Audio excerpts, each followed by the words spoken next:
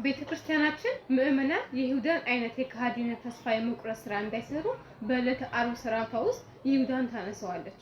በዕለተ ዓርብ ለይሁዳ ወልዱ ይደምሰስ፣ የይሁዳ የልጁና የልጅ ልጁ ይደምሰስ ትላለች።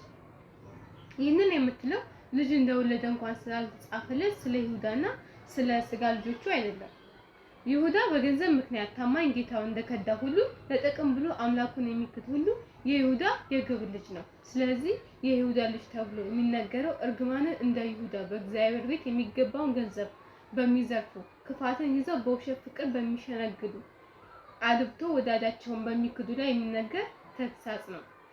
ለዚህ ማስረጃ የሚሆነው በዚያው በዕለተ ዓርብ ስርዓት ላይ ወፍኖቶሙሰ ለኃጥአን ትጠፍእ፣ የኃጢአተኞች መንገድ ትጠፋለች የሚለው የዳዊት መዝሙር መዝጊያ ሲነበብ በመቋሚያ የታሰረ የጧፍ መብራት በሚጠፋበት ስርዓት ሲሆን ይህም የሚያስተምረው የይሁዳ መንገድ የኃጢአተኞች መንገድ መጨረሻ ጥፋት መሆኑንና በዚያ መንገድ የሚሄዱ ሁሉ የሚጠፉ መሆናቸው